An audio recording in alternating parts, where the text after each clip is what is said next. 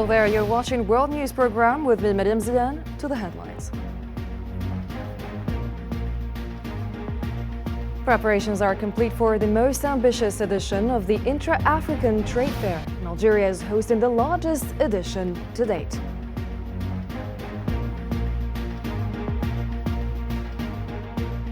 Coming up next tonight, the Libyan Presidential Council discussed with the UN mission the latest security and military developments in the capital. The United Nations voiced its concern over the current security situation in Tripoli, while the Arab League warned of the risk of sliding into a spiral of conflict.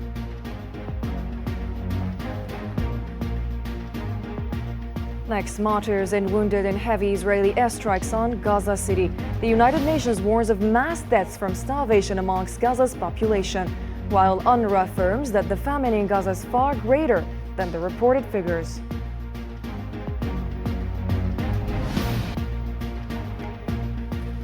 And Moscow reiterates its readiness to continue negotiations with Kiev over the war in Ukraine. Putin opens the Kremlin's doors to Zelensky for a meeting, while Ukraine accuses Russia of rejecting any attempt to end the war.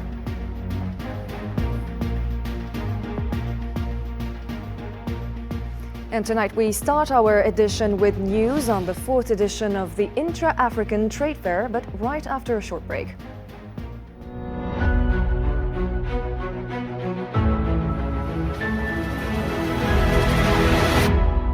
The fourth edition of the Intra-African Trade Fair opens on Thursday in Algiers, and Algeria has mobilized extensive resources to make this the most ambitious edition since the launch of the fair, reflecting both the scale of participation expected and the economic opportunities it presents.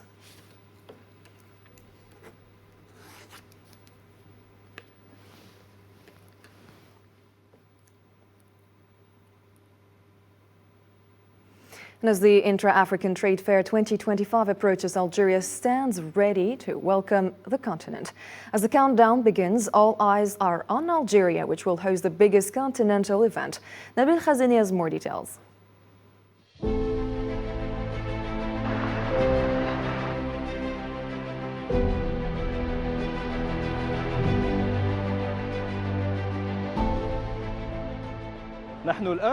We are now at the exhibition palace on the eve of the launch of the most prominent continental event. We will take a tour inside the exhibition, meet some of the guests, and get a look at the final preparations.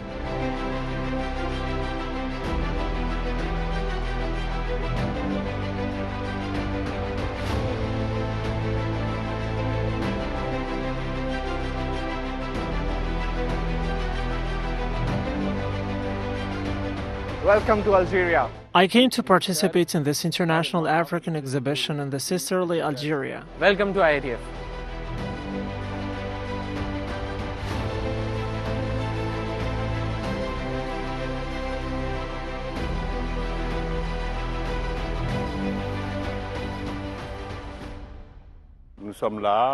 We are here for the opportunities. I have noticed that the Algerian authorities have attached a great importance to this event. Oh, come to Algeria. Algeria is beautiful. It's a beautiful place. You get to learn new cultures. I'm coming in from India and I'm here for IATF in Algeria. What a great place it is, what a great people you have. Honestly, I was impressed and more than surprised by the high level of development in Algeria. I never imagined this kind of progress, thank God.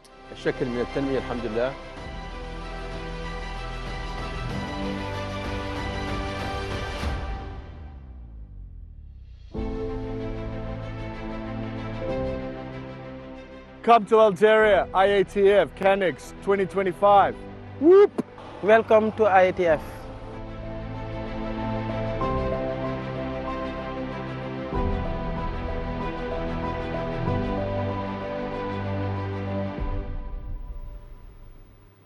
The president of the Sahrawi Arab Democratic Republic, Brahim Ghali, arrived in Algiers to take part in the fourth edition of the Intra-African Trade Fair. He was received at the VIP lounge of Houari Boumediene International Airport by Algeria's Minister of Foreign Trade, Kamal Rizzik.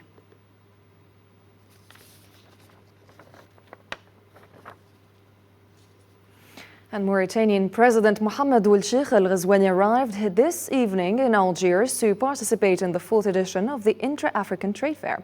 He was welcomed at Houari Boumediene International Airport by Algerian President Mr. Abdelmajid Tebboune. And during the reception ceremony, the two presidents listened to the national anthems of both countries, saluted the national flag, and reviewed a guard of honor from the Republican Guard.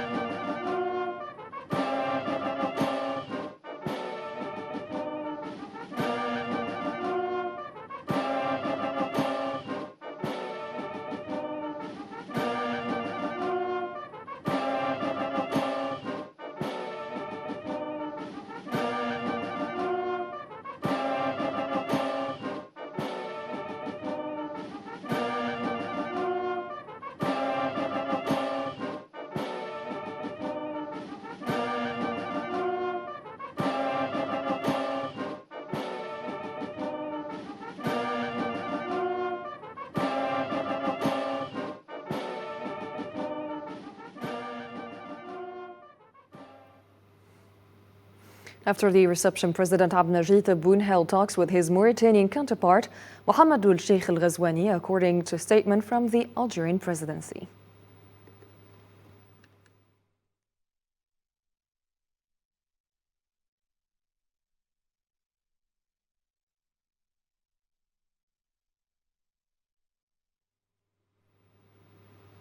Chadian President Mohamed Idriss Déby also arrived this evening in Algiers to take part in the 4th edition of the Intra-African Trade Fair. He was welcomed at Houari Boumediene International Airport by President Abdelmajid Tebboune. The reception included listening to the national anthem, saluting the flag, and reviewing a guard of honor by the Republican Guard.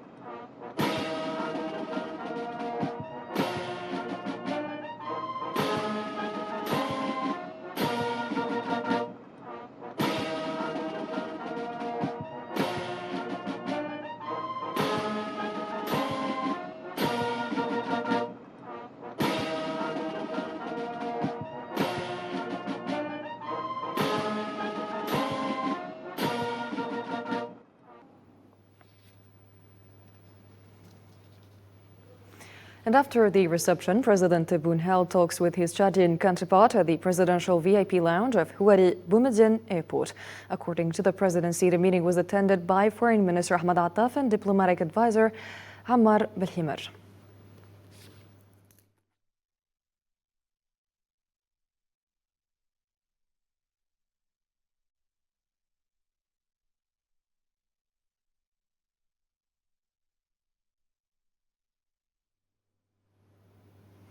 Tunisian President Kais Saied arrived this evening as well to Algiers to participate in the fair. He was received at Houari Boumediene International Airport by the President of the Republic, Mr. Abdelmajid Tebboune, and the ceremony included the same honors.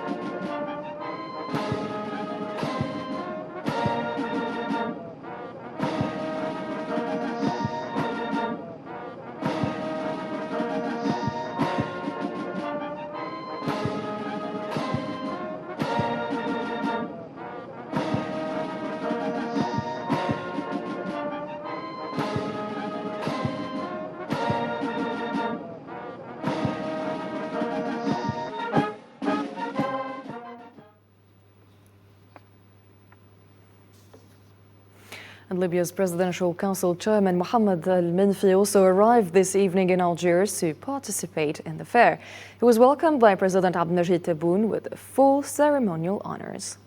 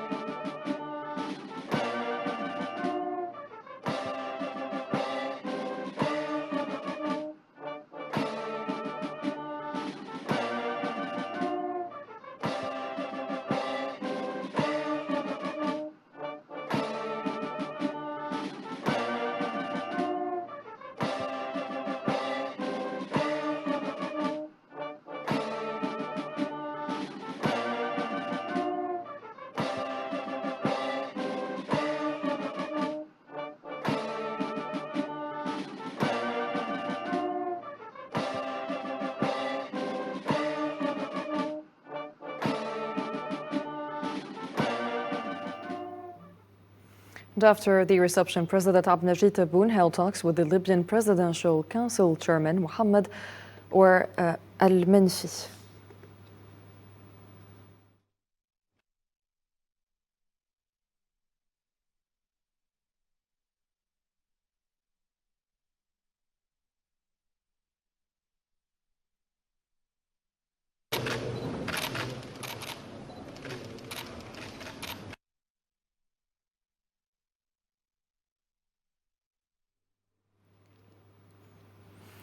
The Intra-African Trade Fair stands as a renewed milestone in Algeria's historic commitment to Africa, from supporting liberation movements and building peace and security to launching border initiatives that foster regional cooperation, culminating in the vision of a unified African economy. Marwa Belawer has the following report. For decades, Algeria has played a leading role in pushing Africa toward political and economic independence. From building peace and security to advancing governance, economic integration, and representing the continent on the global stage, defending Africa's just causes has been at the core of its mission.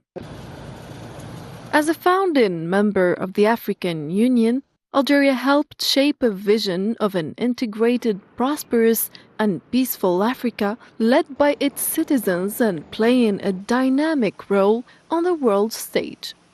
That vision is embodied in Agenda 2063, aiming to silence the guns, resolve conflicts, and remove the last traces of colonialism through a fully operational African peace and security framework. At the United Nations Security Council, Algeria has championed Africa's voice, calling for an end to the historic injustice suffered by the continent and pressing for reforms to ensure equality and fairness in the world's top decision-making body. On continental integration, Algeria has long spearheaded major strategic projects: the Trans-Saharan Highway linking Algiers to Lagos, the Trans-Saharan gas pipeline connecting sub-Saharan Africa to the Mediterranean, and the Trans-Saharan fiber optic backbone, launched under NIPAD, linking capitals across West and Central Africa. Today, amid fast-changing global geopolitics, Algeria sees economic partnership and continental integration as key to Africa's future, a path to break free from the legacy of dependency left by colonialism and to achieve a continent that is integrated and prosperous. The chairman of Libya's Presidential Council, Mohammed al-Menfi, discussed with the UN Secretary General's Special Envoy to Libya, Hannah Tete, the latest security and military developments in the capital, Tripoli. A statement from the Presidential Council explained on Wednesday that al-Menfi met with the UN envoy, who was accompanied by the Deputy Special Representative for Political Affairs, Stéphanie Khoury. The talks addressed the challenges facing de-escalation and political settlement efforts in the country. The statement added that Tete commended the pivotal role played by the Presidential Council chairman in advancing the national political process.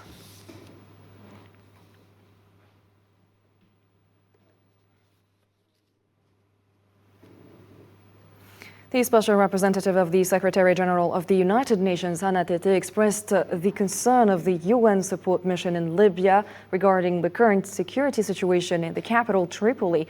In a post on its official page or Facebook page on Tuesday evening, the mission indicated that Tete, accompanied by her deputy for political affairs, Stéphanie Khoury, and the mission team met with a group of communication committees and notables from the western region, from central Tripoli, Souq al-Juma, Tajura, al-Zawiya, Misrata, and Zintan, and western mountains.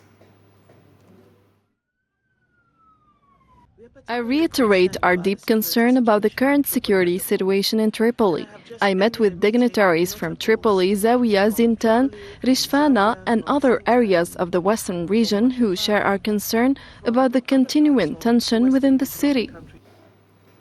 Hannah Tete affirmed the participants' commitment to supporting the efforts of the Libyan Presidential Council to resolve differences through peaceful means, calling for all possible means and ways to reach an agreement without bloodshed. We are all committed to supporting the Presidency Council's efforts to ensure a negotiated settlement that leads to a peaceful solution. We believe it is important to pursue all available avenues to reach an agreement without firing a single bullet and without shedding a single drop of Libyan blood. I very much look forward to continuing to work with the dignitaries we have invited today, and we also look forward to continuing to cooperate with all representatives of Libyan institutions. We believe that with good intentions, and if the interests of the Libyan people are prioritized above all other interests, we will be able to reach results that will contribute to the country's stability rather than produce further conflict and tragedy.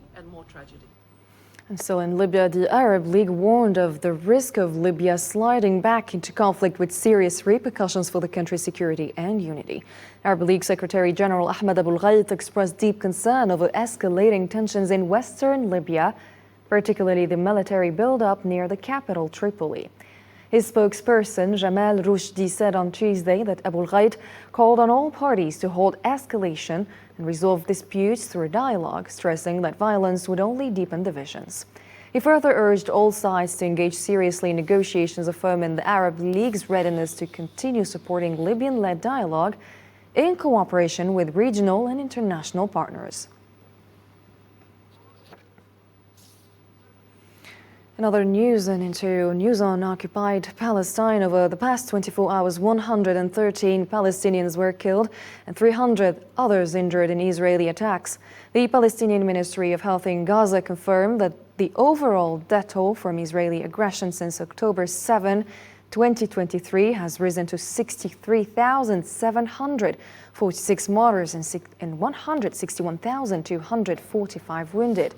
Between March 18, 2025 and today, the toll stands at 11,615 martyrs and 49,204 wounded.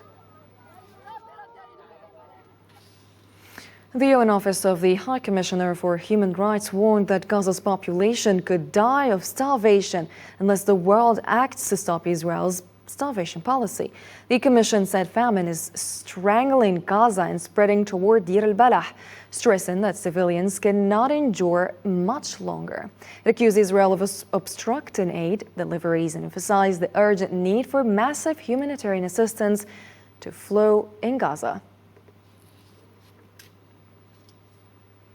UNRWA spokesperson Adnan Abu Hasna said the real number of deaths from hunger and untreated illness in Gaza is far higher than the health ministry's figures. He explained that official numbers only include those who reach medical centers, while many victims die quietly in tents, shelters, or nearby areas and are buried without being reported.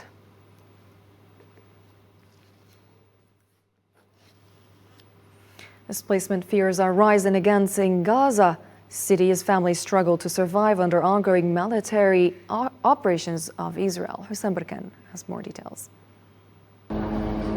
Families in Gaza say they are exhausted after nearly 2 years of war and repeated displacement.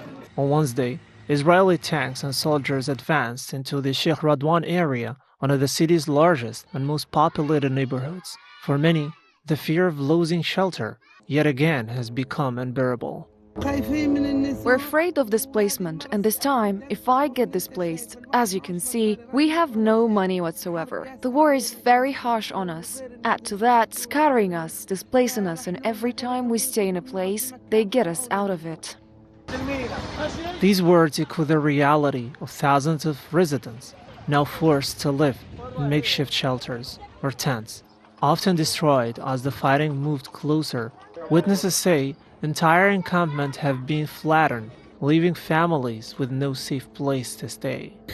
We are very, very afraid. I live in a tent, so imagine when I find a tank above my head while I'm living in a tent. What is my situation? The tank could go over the tent. The Jews don't care. I just wish the operation wouldn't happen. I wish to stay where I am. I don't want anything from life except to stay where I am and not to be displaced. Health officials said at least 24 Palestinians, including children, were killed across Gaza on Wednesday, most of them in Gaza City. Israel maintains it is targeting Hamas fighters, but most of the more than 63,000 Palestinians killed since the war began have been women and children. And in other news, Ukrainian President Volodymyr Zelensky on Wednesday accused Russian President Vladimir Putin of rejecting any attempt to end the war in Ukraine and insisting on continuing the fighting. In a statement during his meeting with Danish Prime Minister Mette Frederiksen on Wednesday in the capital Copenhagen, Zelensky pointed out that Russia carries out drone and missile strikes on his country several times a week, something he says demonstrates Moscow's unwillingness to end the war.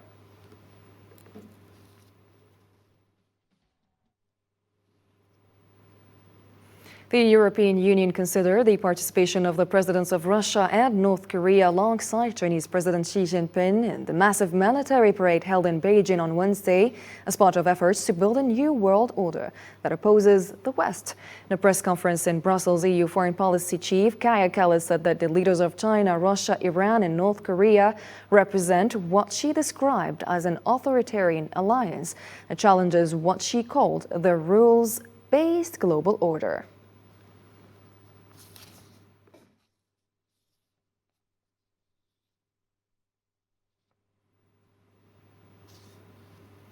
The Kremlin responded to U.S. President Donald Trump's post in which he described the meeting of the leaders of Russia, China, and North Korea during the military parade in Beijing as a conspiracy against the United States.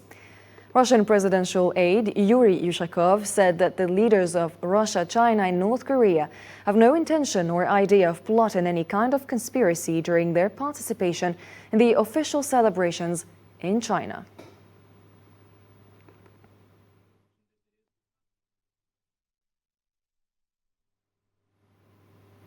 And Russian President Vladimir Putin announced on Wednesday that his country is open to a visit from Zelensky should he be ready to meet. In a press conference held on the sidelines of his visit to China, the Russian president said he had informed Trump of the possibility of holding a meeting with Zelensky, considering that resolving regional issues in Ukraine is possible through a referendum, provided that martial law is lifted. Our work with Congo is one of the priorities of our foreign policy in Africa. Congo is a reliable and proven partner. Over these years, alliance relations based on fraternal mutual support have been formed with Russia and Vietnam. Ladies and gentlemen, that's a wrap for tonight's program. Thank you for watching. If you missed any part of our program, you can always find it on our social media platforms. Have a good night.